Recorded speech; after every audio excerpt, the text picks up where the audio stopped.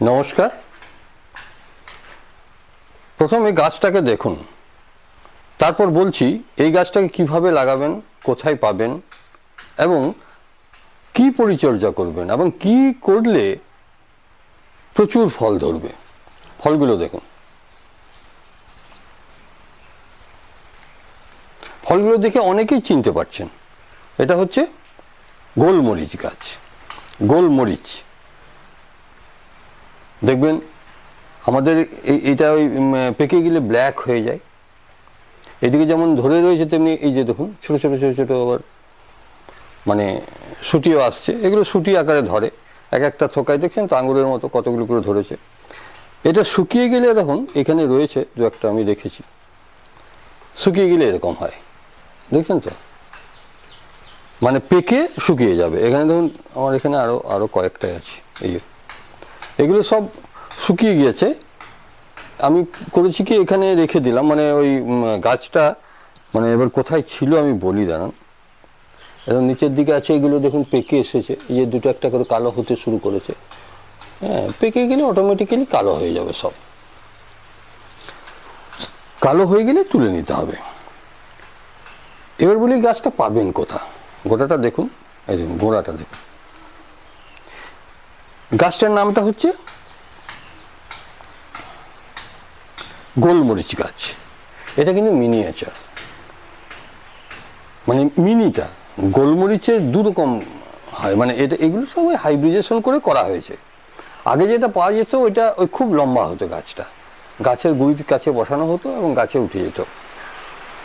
আর এখন লম্বা মানে এটা লম্বা হয় না, কারণ এখন সবাই ছাদ বাগানে চাষ হয়ে গেছে, যার ফলে প্রয়োজন অনুযায়ী এইগুলো চারা সেইভাবে তৈরি করতে আরম্ভ হয়েছে। তাই এটা মিনিয়েচার ভার্সন। এটাকে আপনারা আজকাল সব নার্সারিতে কম বেশি পাওয়া যায়, যারা মানে প্রচুর স্টক রাখে।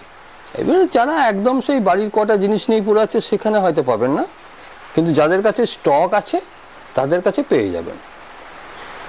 এই সময়টা হচ্ছে জুন মাস।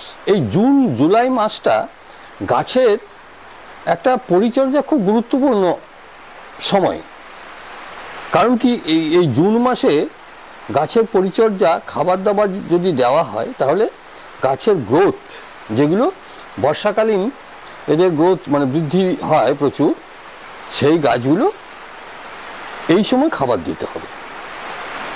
তাহলে গাছটা নার্সারিতে পেয়ে যাবেন। এনে বসাবেন কি করে? এরা সাধারণত মানে ওয়েল ড্রেনেজ সয়েল মানে পছন্দ করে। দেখবেন মানে উঁচু নিচু জায়গাতে, উঁচুতে, নিচুতে হবে না, উঁচু নিচু জায়গা, উঁচু অংশে এই গাছগুলো বসালে ভালো হয়। যদি মাঠে চাষ করতে হয় তাহলে এই লম্বা লম্বা বাধা তৈরি করতে হয়, ভেলি, আমরা ভেলি বলি, ভেলির উপরের অংশে বসাতে হবে। তবে বসালে কি করবেন, মাটিটা বেলে টান তৈরি করতে হবে। বালির ভাগ বেশি থাকবে যে মাটিতে, সেই মাটিটা ব্যবহার করতে হবে। আপনার মাটি যদি এঁটেল মাটি হয় তাহলে 75 ভাগ বালি দিয়ে 25 ভাগ এঁটেল মেটেল যাই হোক, যেটা চ্যাট করে, যেটার মাটি খুব শক্ত, সেই মাটি মাত্র 25 ভাগ দেবেন, বাকি 75 ভাগ যেটা ওই রিভার স্যান্ড বলি আমরা, বা আপনাদের যেখানেই লাল বালি হলেও হবে, সাদা বালি হলেও হবে, প্লাস্টারের বালি হলেও হবে। এখন ঘটনা হচ্ছে যে বালিটা একটু মোটা দানা হলে আরও ভালো হয়। যদি নাও পান তাহলে কাঠগুড়ি মেশান, ধানের কুড়ো মেশান, 50 ভাগ আর 25 ভাগ মাটি দেন এবং আরও 25 ভাগ গোবর সার দিয়ে দেন। আর যদি আপনার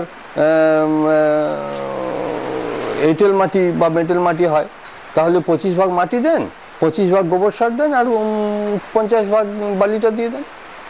আর যদি আপনার বেলেটান মাটি, বেলে দোআঁশ যেটা আমাদের দুর্গাপুরে রয়েছে, বেলে দোআঁশ মাটি, এগুলো এখানে আপনার এত বালি যদি আপনি নাও দেন কোনো অসুবিধা নেই। সেক্ষেত্রে আপনাকে 25 ভাগ গোবর সার বা কম্পোস্ট সার, ভার্মি কম্পোস্ট হলে ভালো হয়।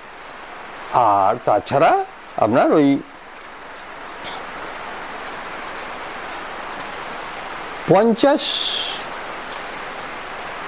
50 ভাগ আপনার টোটাল 100 ভাগ করতে হবে আপনাকে। এবার ধরুন গাছটা ওইভাবে মাটি তৈরি করে, এইটা আমার ওই 10 ইঞ্চি টব ওরা হয়তো 12 ইঞ্চি বলে দেবে, 10-12 ইঞ্চি টবে বসালে ভালো হয়, তাহলে খাবারটা বেশি পায়। এই গাছটা আমার 3-4 বছর বয়স হয়ে গেল। আগে হয়তো দেখিয়েছি, আপনারা সবাই হয়তো দেখেননি। প্রচুর ফল দেয়, দেখছেন এই গোড়াটা দেখে বুঝে কিছু কিছু ব্রাঞ্চ মরে যায়। মরার কারণটা আমি বলছি। মরার কারণটা হচ্ছে জল বসা। এই যে বর্ষাকাল, এখন এই জুন মাস বর্ষা শুরু হয়ে গেল, দেখবেন নিম্নচাপ তৈরি হয়তো 7 দিন 8 দিন পর্যন্ত বৃষ্টি হতেই থাকে। তখন তো মাটিটা শুকাতে পায় না, কিন্তু যদি আবার জলটা দাঁড়িয়ে থেকে যায় তাহলে শেকড়গুলো পচে যাবে। বা আপনি জল দিয়েছেন তো জলটা ড্রেনেজ হলো না। আর ওয়েল ড্রেনেজের জন্য দেখুন, দেখছেন কোথায় ফুটো করা আছে, একদম উপরে পড়ে বিভিন্ন জায়গায় ফুটো করে দেবেন। এরা 2 কি 3টে ফুটো দেয়, কিংবা একটা। আপনাকে কিন্তু ফুটোগুলো করে নিতে হবে। আমি দেখিয়েছি কীভাবে ফুটো করা যায়, ঠুকে ঠুকে রড দিয়ে, ছোচালো রড দিয়ে বা পেরেক দিয়ে টুকটুক করে ঠুকে ঠুকে এই ফুটোগুলো করা যায়। সবসময় ড্রিল দরকার তার কোনো মানে নেই। যাই হোক, ওই মাটিটা তৈরি করুন, মাটির সঙ্গে গোবর সার বা কম্পোস্ট সার থাকলেও পারলে, মানে ওয়েল ড্রেনেজ হয়। এবার গাছটাকে বসিয়ে দিন। রাখবেন কোথায়? ছায়াযুক্ত স্থানে। এরা কিন্তু খুব বেশি রোদ পছন্দ করে না, কিন্তু আবার মানে ঘরের ভেতরে থাকবে না, নষ্ট হয়ে যাবে। গাছের ছায়া, যে কোনো ছায়া শীতল জায়গা, কিংবা ওই যে আমরা যে গ্রিন নেটের শেড, গ্রীষ্মকালটা, শীতকালে কোনো ছায়ার দরকার নেই, রোদেই হবে। এবার প্রথম ওইটা বসিয়ে দিলেন, আর কোনো কিছু লাগে না পরিচর্যা। যে কোনো একটা ছায়াযুক্ত স্থানে রেখে, শীতকালেও যদি এরকম ছায়াতে থাকে গ্রিন নেটের শেডে, কোনো অসুবিধা নেই, আপনি রেখে দিলেন। তারপর আপনি নিয়মিত জল, প্রতিদিন একবার জল দিতেই হবে। যদি দেখা যায় যে প্রচণ্ড ঝাঁঝা ধরনের সময় একবার জল দিলেও মাটি শুকিয়ে যায়, গাছ যদি খুব বড় হয়ে যায়, আমার তো গাছটা অযত্নে পড়ে আছে দেখেই বুঝতে পারছেন। তবে আবার খুব বেশি যত্ন করলে আবার ফল কম হয়। যাই হোক, গাছটা আমরা দেখে বুঝতে পারি প্রচুর ফল হয়েছে, প্রচুর প্রচুর। এই দেখুন ভেতরে আছে, এগুলো কম নয়, প্রচুর। এইটুকু গাছে এরকম যদি আপনি 10-20টা গাছ রাখেন তো বাড়িতে খেয়ে শেষ করতে পারবেন না। 10টা গাছ করলে দরকার নেই, আপনি 2টো গাছ করুন বাড়িতে। আমার 2-3টে গাছ আছে, এই একটাকে দেখাচ্ছি। তো ব্যাপারটা হচ্ছে যে এখন কি পরিচর্যা করব, কারণ এইবার গ্রোথ এর শুরু হবে। দেখুন 2-একটা কলি, এই যে ডগা, এইগুলো কলি ছাড়তে শুরু করে গেছে। এগুলো সব কলি চলে গেছে, আবার ঝাঁকড়া হয়ে যাবে। এই যে দেখুন, একদম কলিটা বেরোচ্ছে এরকম, এই গোড়ায় গোড়ায় আবার প্রচুর কলি বেরিয়ে।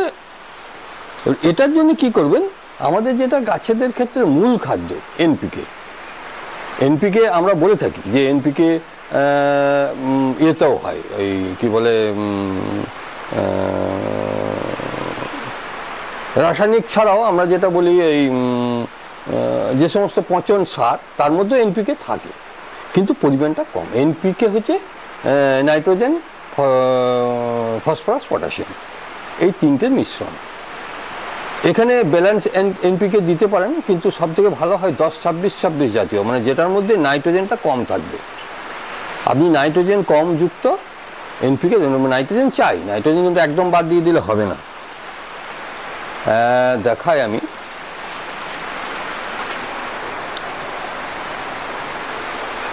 এই যে দেখছেন সারটা আমি এনে রেখে দিই, এই এয়ারটাইট কন্টেনারে রাখতে হয়, তাহলে কি হয়, নষ্ট হবে না। দেখুন এটা দেখছেন 2 রকম, একটা ব্ল্যাক রয়েছে, একটা লালমেটা হচ্ছে 10-26-26, যেটার মধ্যে পটাশিয়ামটা বেশি আছে। আর ব্ল্যাকটা হচ্ছে আপনার ওই 16-16 বা 15-15 দিতে পারেন, মানে ব্যালেন্সটা। এবার দেখুন চামচ, যেটা আমরা বলি চা চামচ বলি, এই যে ছোট সাইজের, খুব ছোটটা না, বুঝতে পারছেন? দেখুন দেখে বুঝতে পারেন তাহলে এই সাইজের চামচে, মানে ভাষা 1 চামচ কিংবা 1.25 চামচ আপনি বলতে পারেন। এই যে ভাষা, এরকম এটাকে 1.25 চামচ বলতে পারেন। 1.25 চামচ এই সারটা এইভাবে হাতে করে নেন, চামচ দিতে গেলে এক জায়গায় পড়ে যাবে, একদম ধারে ধারে ধারে ধারে, হ্যাঁ, চারিধার। 10-12 ইঞ্চি টব, এবং এরকম যদি বড় গাছ হয় আর একটু বড়, তাহলে অবশ্যই এরকম পরিমাণ এই সারটা মিশিয়ে দেন, ব্যাস। এখানে কিন্তু আর কিছু করার দরকার নেই। এবার যেটা করব আমরা, আমার যেটা গোবর সারের সঙ্গে মিক্স সার বলি, দেখাই আপনাদের, সেটা দেবো। তার আগে এইটাকে কিন্তু মিশিয়ে দেবো, এরকম কাঠের একটা খোঁচা দিয়ে এইভাবে মিশিয়ে দিতে হবে সবসময়। এনপিকে মাটির সঙ্গে মিশিয়ে দেবেন, নচেত কাজ করবে না। এটা কিন্তু মাটিরটা যেটা স্প্রে করা হয় সেটা নয়, কিন্তু একটা 19-19-19 বাইরের থেকে আসে স্প্রে করা হয়, সেটা গাছে স্প্রে করতে হয়। এই একবার মাত্র আপনি রাসায়নিক সার ব্যবহার করুন, কারণ এই সময় ওর একটা গ্রোথের প্রয়োজন আছে।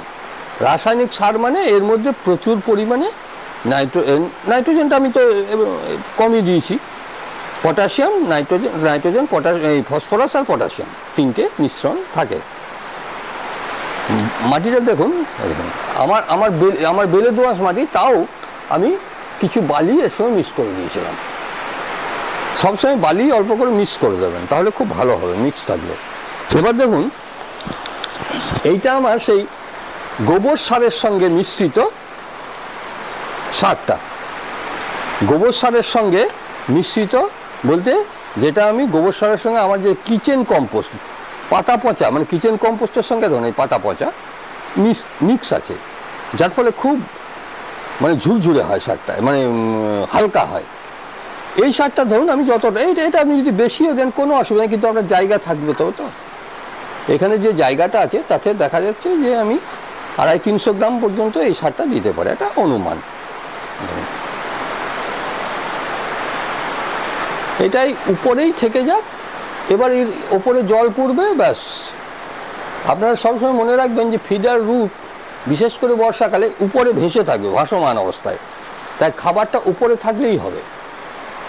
এই দেখুন, তাহলে বলবেন যে এনপিকেটা মাটিতে মেশাতে বললাম কেন, মানে একটু খুঁড়ে দিতে বললাম কেন, ওই উপরের অংশেই খুঁড়ে দিতে বলেছি 1 নম্বর। 2 নম্বর হচ্ছে নাইট্রোজেন জাতীয় খাবার কি হয়, উপরে থাকলে হাওয়াতে অনেকটা ওর ইয়েটা কমে যায়, ক্ষমতাটা। গাছে এনপিকে সার দেবেন যতটা দূরত্ব সম্ভব হয়, বিশেষ করে আধার দূরে। এখানে তো আধার পাচ্ছি না, 4-6 আঙুল দূরে একদম সাইডে সাইডে ছড়িয়ে দিয়েছি, ব্যাস। আর কিছু লাগবে না। বর্ষা যদি মনে হয় যে প্রচুর বর্ষা হচ্ছে, জল ড্রেনেজ হচ্ছে না, উপরে অবশ্যই ফুটো করে দেবেন। এরকম ফুটো রয়েছে, এখানে কেন্নু রয়েছে, এরকম প্রচুর ফুটো আমি করে দিয়েছি। এরকম এই উপরে আছে, এরকম উপরে আছে, সবসময় কিছুটা উপরে একটা নিচে একটা, এইভাবে দিতে থাকুন। কোনো কারণে এটা বন্ধ হয়ে গেলে উপরেটা কাজ করবে, তাহলে কমসে কম রুটগুলো পচবে না। ধন্যবাদ, দেখতে থাকুন এই ধরনের ভিডিও আমি আবার দিতে থাকবো। আমি যদিও ভিডিও কম দিই।